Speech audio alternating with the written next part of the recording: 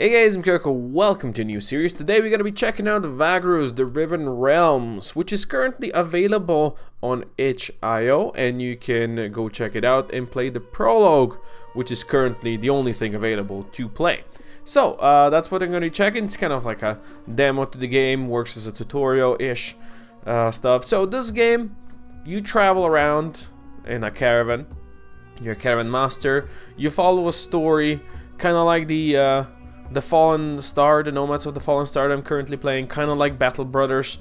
You know, games like these, that's how it works. There's quite a lot of reading because there's quite a lot of story and stuff happening. You can trade between cities and stuff like that. Well, you will be able to trade. Currently, most of the stuff is not yet in the game, as I said. Again, this is only the prologue. We're just going to be playing this for an episode or two. And eventually, whenever this game fully comes out, I will be, of course, checking it again. So let's start a new game, shall we? Nothing beside remains round the decay of that colossal wreck, boundless and bare. The lone and level sands stretch far away. From Ozymandias, but Percy, something something. The River Realms, they call it. What a fine poetic name for something as rotten and twisted as our land has become. It was not always so. Long ago, the old empire, the noblest and most enduring society created by humankind, spanned almost the entire continent of Zerine, the cradle of man.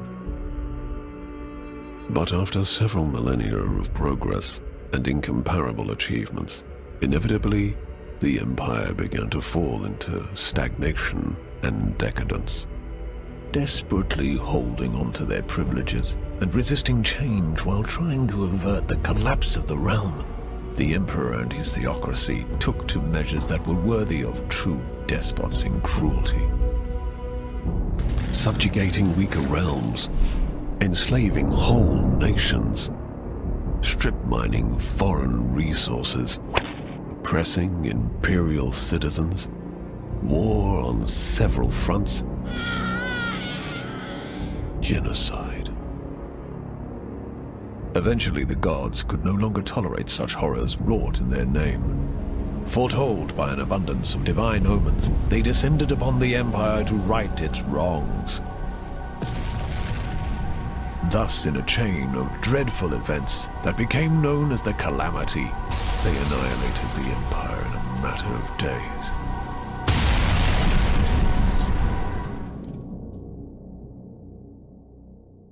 The gods then finally saw what they had done in their anger and confusion. It is said that so much grief and shame filled them that they were broken and they left this reality, never to return.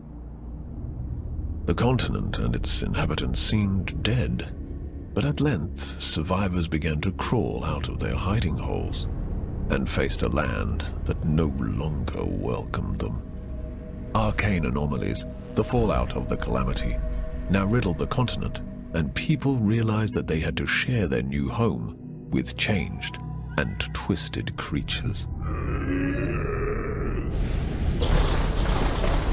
Terrible beings entered through the cracks in the tapestry of reality, arose to rule over the natives. In time, these new powers rebuilt the fallen empire in their own image, and the River Realms, now godless and vengeful, reincarnated from the ashes. The inhabitants of the land, such as I, now eke out a living under the crushing rule of the new empire. The continent itself constantly resists our every attempt at building a cozy home for ourselves. As travel is dangerous, many ventures specialize in transferring cargo and passengers over bleak and deadly leagues of land. Others try to take everything of value from said travelers, or attempt to find buried treasures among the ruins of the old empire. The leaders of the endeavors are, some say, the bravest men and women of the River Realms.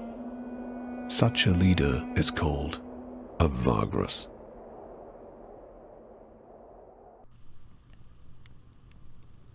Ah, yes, a Vagrus.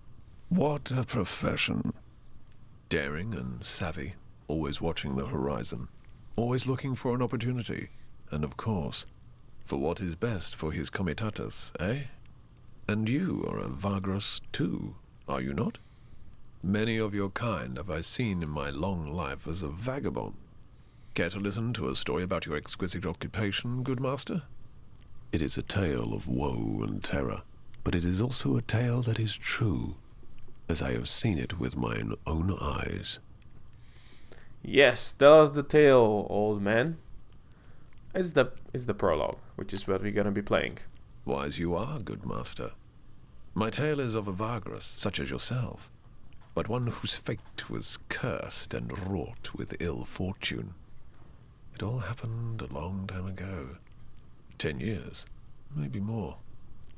I was but a passenger, traveling rough roads and forgotten ways with this comitatus, south along the feet of the great mountains of the west. You gotta admit, the voice acting is pretty amazing. It's pretty damn good. There we go. So, we are in the game now. There's the scrap heap, which is the first place. So, let's read. The comitatus I speak of had fallen under hard times. Comitatus in this sense is the caravan, and Vagrus is the caravan master, just so we are clear on that issue. Perhaps it was due to imperial harassment or unfortunate decisions, or simply bad luck. Irafon's Saint of the Roads does not always smile. Oh, Irafon's Saint of the Road, I'm sorry, does not always smile on us mere mortals. But however it came to pass, their coin was drying up, and their opportunities seemed few and far between. One of the last chances their Vagrus saw was to travel to the remote town of Scrap Heap, which is over here, and spend the remaining funds to stock up on cheap scrap metal. This metal could be sold for greater profit over in the east and south. It wasn't a bad plan, truly, but it was not without risks either. Let's continue. So, welcome to the prologue of Vagrus, the Riven Realms. It's introduction. We can now click and stuff and continue onwards. Right? So, this is the campaign map. I can't really see more of it right now, but it's pretty big. So our comitatus, the traveling company, always occupies a node, which are these things. These are the nodes.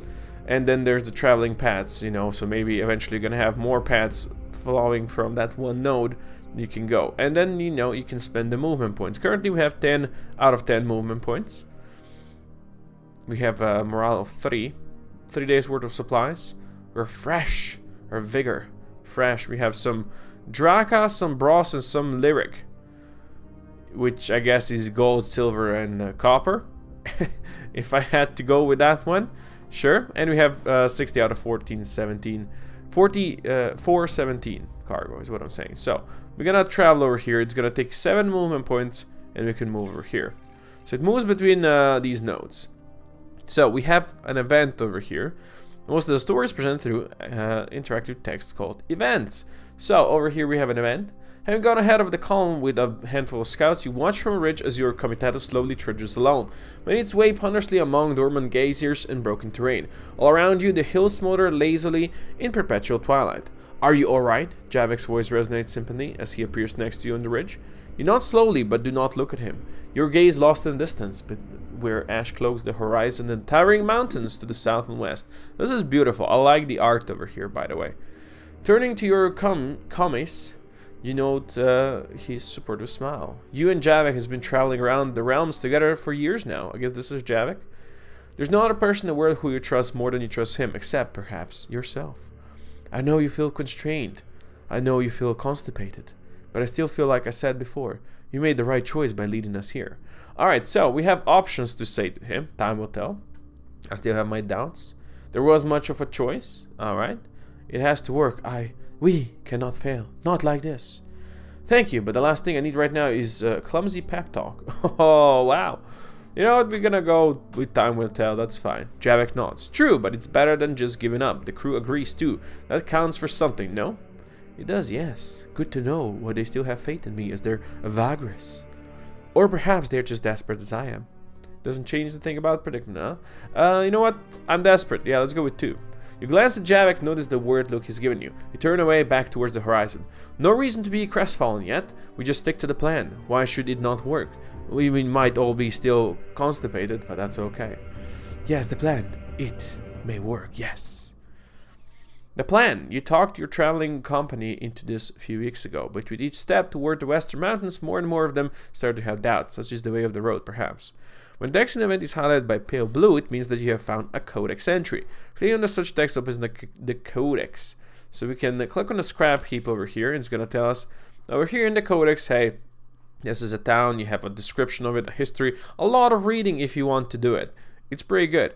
It's a collection of entries, you know, as you would see in any other really game when you have codexes and stuff. And now it's available over here, I think. Whenever you want to open it, it's there and it has many things.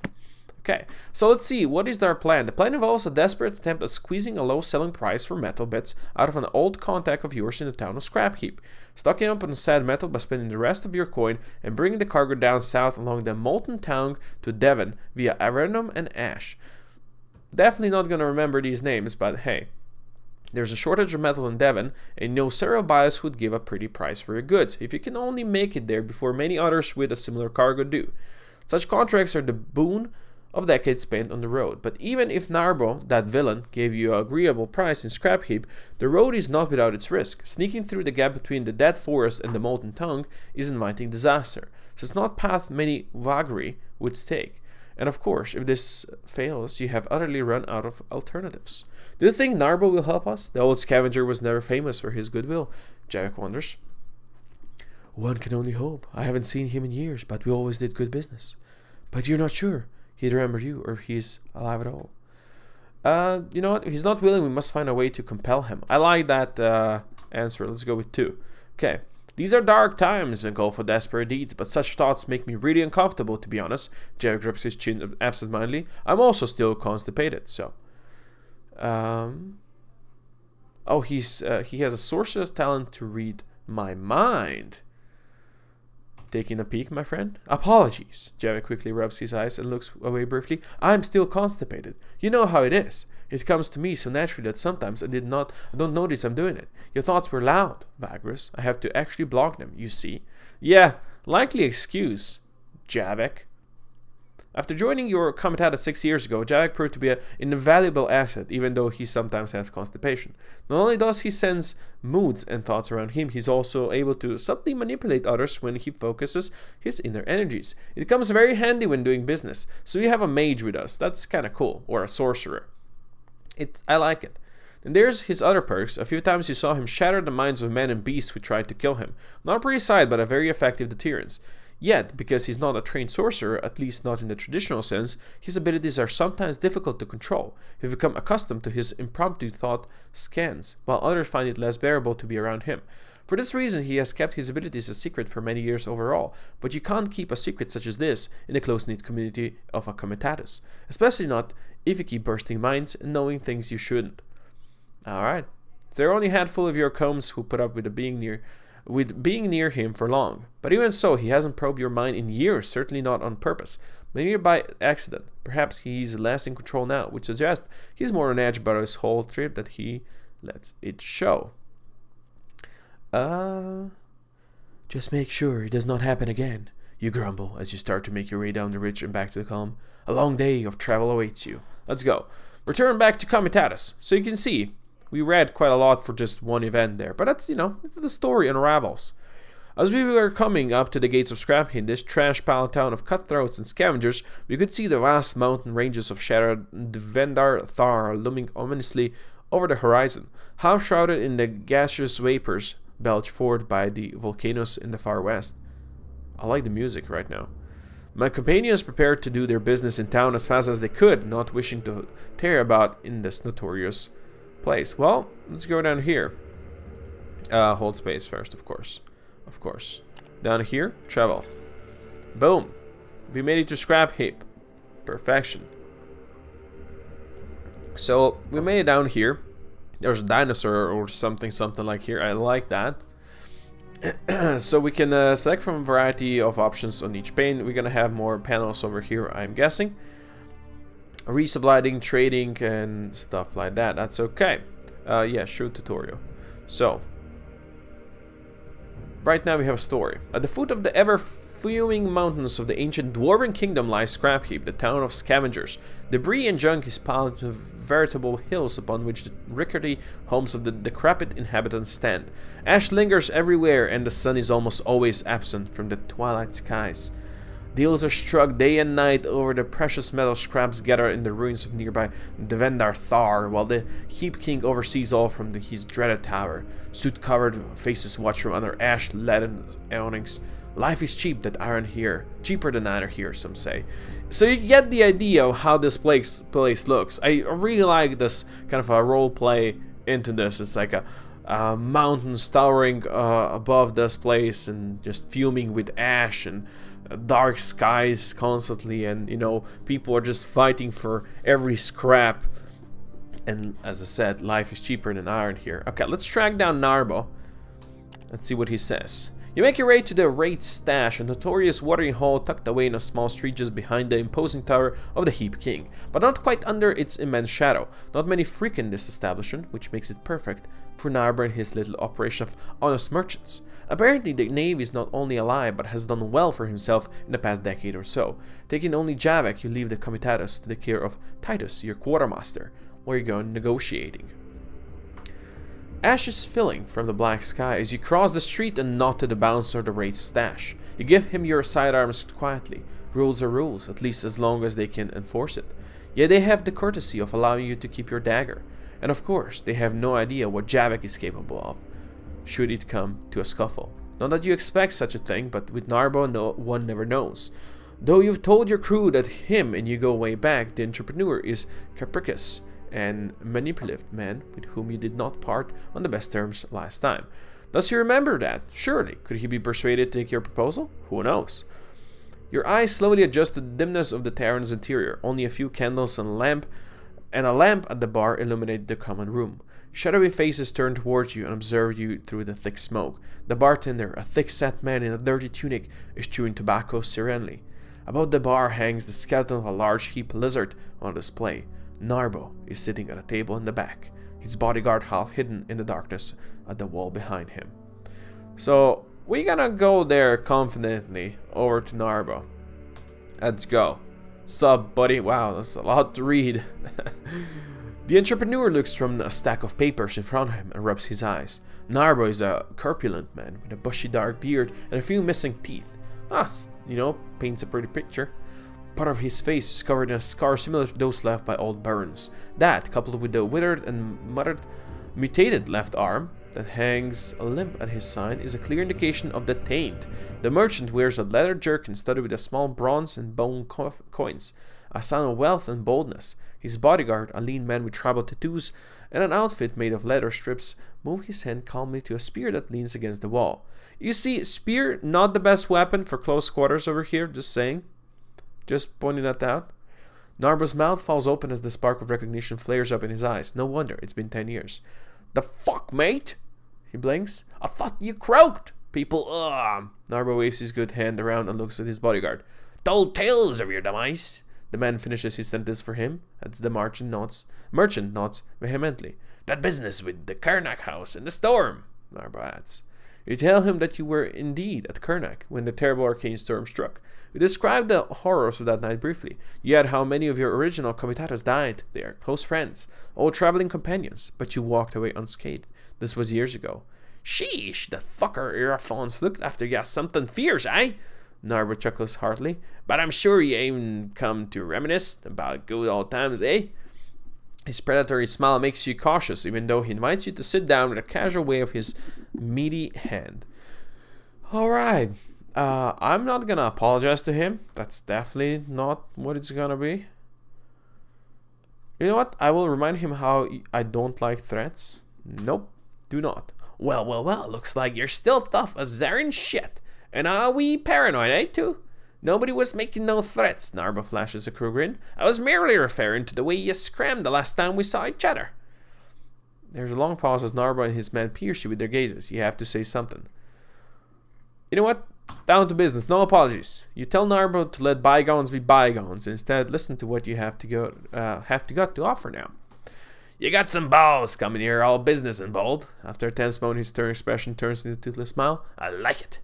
The bodyguard visibly becomes less tense. Narba opens his arms wide and bows his head. Let's hear it, mate. You breathe in. Time to outline your proposition. Oh my god.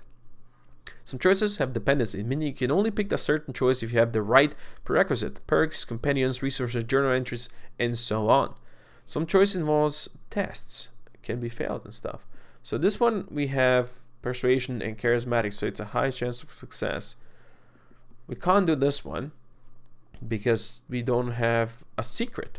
So this reminds me of the sunless skies a bit. No, it's the sunless seas and the, what is the one with the skies? Something. I'm gonna play that game soon as well. I love those games. They're awesome. Anyway, you explain to Narber how you want him to give you a discount on shipment of metal scraps, which you then would smuggle into Devon through contacts you have in the city's underworld. Once sold, the profit of the shipment will be quite exquisite. You do not name your contract but divulge enough of her that the plan seems solid. Buyers, you say, are lining up, expecting the shipment soon. Narba sits in silence, eyes fixed on the table, as if listening to some noise from afar. He does not cut you off at any time during your proposition. At length, after you're done, he looks up and gives you a weak smile. That sounds like you've been thinking a long time about it, he says as he shifts in his chair. And it's a great plan, except for the part where I give you a discount for you asking not much else. I don't do that, mate. That would make me, well, An almoner, the bodyguard adds discreetly. I don't know what that's supposed to mean. That a word? Narba looks up at him. When the man nods, he turns back to you. Hey, an almoner. See, I'm an old almoner. You know you gotta do better than that. What you got for me? So, we can tell him that I'll be in his debt. Alright. Remind him that you choose to make great team. Yeah, I don't think that one's gonna be. Reveal that you're in bad spot in your last chance. We're gonna go with 1. I'm gonna be in his debt. That's okay, buddy. Test success. 19 to 70. No idea what kind of a roll that is, but I'll take it. I suppose you don't plan on croaking just so I can't collect on his said debt. Narva chuckle turns into a short wizened cuff. Alright, well, I know you have to be a man of your word, and we used to run together, so you know you're good. But just to be clear, you owe me for this, and I'll collect. I'll correct right now, in fact. You headed to Devon by way of Avernum, aye? When you nod, Narbo leans closer and signals his bodyguard. The man with the dreadlocks steps closer and carefully produces a small packet from beneath his leather jerkin that puts it into Merchant's palm. This here little fella is mighty important to me, see? If you take this out in the city and deliver it to my associate in Avernum, we're even. You get your discount scrap from me. The merchant offers you the package. Jack draws in breath before he could speak. Narbo interrupts him. And before pretty boy here asks no, I won't tell you what's in it and don't even think about opening the package. What I can say is it ain't dangerous to yourself, but you might want to keep it hidden from the damn militia of good old crap heap. You take the package, of course. Why not? Of course. I need to drink this. Speaking like Narba speaks is kind of difficult. The package is small enough to fit your palm. Feels very light and is wrapped in a fine leather. You pocket it after briefly observing it. You're looking for a man named Scarnatter at Avernum. He ain't to be trifled with either. Just tell him I sent you and I'll be fine. You can find him or his men in Lavinus watering hole most of the time. Give this little fella to him and to him only. Understand? After you assure him you do, Narba instructs you to give him an hour, then look for his people at the market and simply introduce yourself. They'll know what price on the metal scraps they should give you by then. He motions to his men. You and Javek stand up and make ready to leave. Revolver will take you to... Okay. We got what we came from. Let's exit. So our journal has become active and we have journal over here now. We can see the tasks, what we have to do. Buy at least 40 metal scraps at the market and deliver the package. That is good. I like it. So we can now close the journal. And we now have a marketplace. That is great. Alright, so I'm gonna continue with the marketplace, buying the stuff and shipping it down south in the next episode. For now, thank you all for watching. Do hope you enjoyed me trying to read a book, basically. We're gonna get more action going in the next episode. Hopefully, we're gonna be also, I think, fighting stuff. Or, you know, just seeing how the fights go and stuff like that. So it's gonna be more interesting. Hopefully you enjoyed the story. I certainly do. But for now, thank you all for watching. Hope you enjoyed it. This is here dropping more. Goodbye.